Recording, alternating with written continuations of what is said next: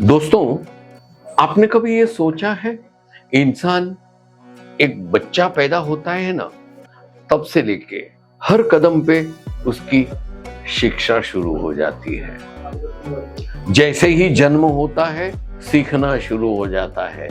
कैसे रोना, कैसे हंसना, कैसे गाना, सब उसकी शिक्षा शुरू हो जाती है।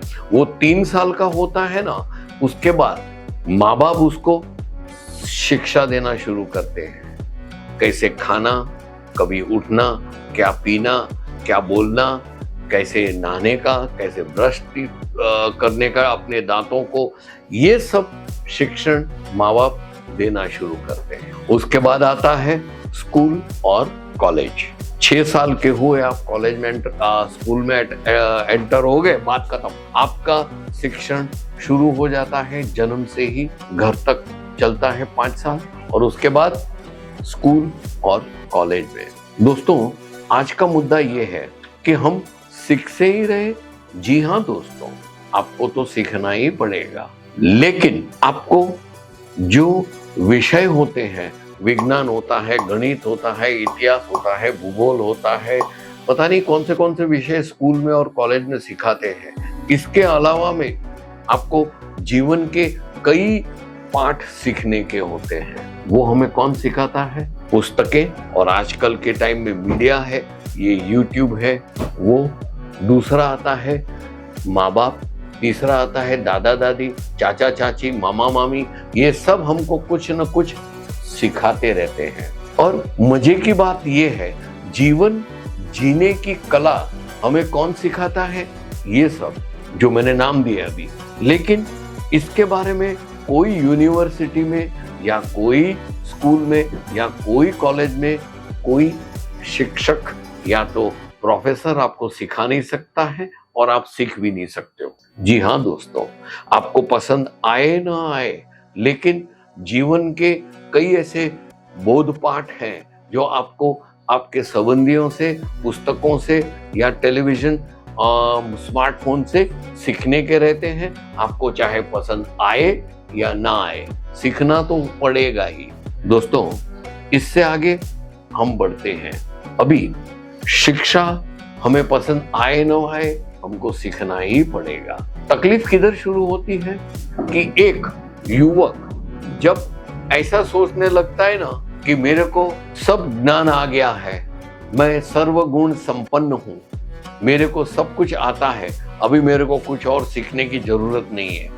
बस यहीं पे इंसान मार खाना शुरू करता है। जब वो अपने आप को संपूर्ण समझने लगता है ना, कि वो उसको बिजनेस कैसे करने का मेरे को आता है, गाना कैसे गाने का मेरे को आता है, कैसे लिखने का मेरे को आता है। वो जब ऐसा समझता है ना कि उसने सब सीख लिया है, तब तकलीफें शुरू होती है। इस तकलीफों और मुश्किलों के वक्त को हम कहते हैं हमारी ग्रह दशा खराब है, हमसे ये गलती हो गई, हम समझदार हैं, हम ज्ञानी हैं, लेकिन देखो फिर भी हुआ। ऐसा नहीं होता है दोस्तों, कभी भी जीवन में ऐसा नहीं होता है। इंसान को अपने जीवन के अंतिम श्वास तक पाठ और ज्ञान एकत्रित करने ही है। आपको सीखना ही पड़ेगा, चाहे आपको पसंद आए ना आए, क्योंकि आपको पता नहीं है कौन सा नॉलेज, कौन सा ज्ञान, कौन सी सीख आपको कौन से वक्त उपयोगी होगी, आपको कहाँ पता है। यही चीज लेके आपको शिक्षण लेने का है। एक दूसरा, अब जब शिक्षण की और शिक्षा की बात आती है, तो केसरिया टेक्सटाइल कंपनी के साथ आप कपड़ों के व्यापार से जुड़ रहे हो, तो आप भी कपड़ों के बारे में सीखिए। आप पहले कुछ सोचिए, फिर शिक्षा लीजिए उस विषय का। मैं तो ये कहूंगा, आप जीवन में कोई भी काम शुरू कर रहे हो ना, नया हो या आपसे परिचित विषय हो, तो भी जब तक आपने वो विषय पे संपूर्ण ज्ञान पैदा नहीं किया है, आपने एकत्रित नहीं किया है A to Z, point A से लेके Z तक। सपोजिंग आप कपड़ों के व्यापार में आना चाहते हो, तो बिना ज्ञान के आप सीधा केसरिया आओगे और हमसे 20-25 हजार का कपड़ा ले लिया, और वो कपड़ा आपने अपने शोरूम या घर में या अपने दुकान में रख दिया और बेचने का शुरू किया, आपका कपड़ा एक दो बार बिकेगा। लेकिन कोई कस्टमर आके बोलेगा ना कि सर ये शिफॉन है या कॉटन है, सर ये डिजिटल प्रिंटिंग है या फिर सादा प्रिंट है, क्या है, ये कलर कौन से हैं, ये कपड़ा बनता कैसे है, ऐसे जब प्रश्न आपको पूछेंगे तब आपको जीरो हो जाएगा दिमाग आपका, आप वैक्यूम हो जाओगे, आपको नॉलेज नहीं होगा। इसी कारणवश मैं आपको ये रिक्वेस्ट कर रहा हूं कि आप केसरिया से जुड़े डेफिनेटली, लेकिन उससे पहले आपको अगर विचार आया है कि कपड़ों के व्यापार में मुनाफा ज्यादा है, उसमें भागदौड़ कम है और उसमें दाम और नाम जल्दी बनता है, तरक्की जल्दी होती है, अच्छा सोचा आपने। लेकिन किसको, वो मैं बताता हूं। आप क्या कीजिए कि आपके अगर दिमाग में ये पॉजिटिव थॉट आया है कि आपको कपड़ों का व्यापार करने का है, 100% ऑल वुमेन्स वेयर का स्टॉक अपनी दुकान में रखने का है, बहुत खूब। लेकिन परचेजिंग और व्यापार शुरू करने से पहले कपड़ों के बारे में A to Z जानकारी लीजिए। आप सूरत आए, केसरिया से कपड़ा लीजिए, ऐसा आपको हम बोलते हैं। लेकिन क्यों ये विषय का ज्ञान लिया, ये विषय का भी ज्ञान ले लीजिए कि वाई केसरिया, केसरिया टेक्सटाइल कंपनी से क्यों कपड़ा लिया जाए, उसका कारण आप खुद ढूंढो। आप दिमाग से एक्सरसाइज कीजिए, नॉलेज लीजिए कि केसरिया में आपको कौन सा कपड़ा, कौन सी क्वालिटी का, कौन से रेट का मिलता है, एक। और दूसरा, आप जहां पे जाते हो केसरिया में जैसे ही एंटर होते हो तब उनसे मैनेजर से मुलाकात होती है जो आपको मार्गदर्शन देते हैं। फर्स्ट फ्लोर सेकंड फ्लोर जाके बिंदास कपड़ा परचेज करो। और साथ में आप ये भी एहसास कीजिए कि वहां पे जो सेल्स एग्जीक्यूटिव्स है, काउंटर सेल्स पर्सन है, वहां पे पूरा जो परिवार है केसरिया का, वो आपके साथ किस प्रकार पेश आता है। हम तो यहाँ पे कस्टमर को यही कहते हैं कि आप हमसे कुछ सीखिए, कैसे व्यापार करने का, कौन सी पॉलिसी रखने की, कैसे कैसे कैसे आगे बढ़े, ये आप सीखो। हम आपको मार्गदर्शन देते हैं, मतलब सिखाते हैं।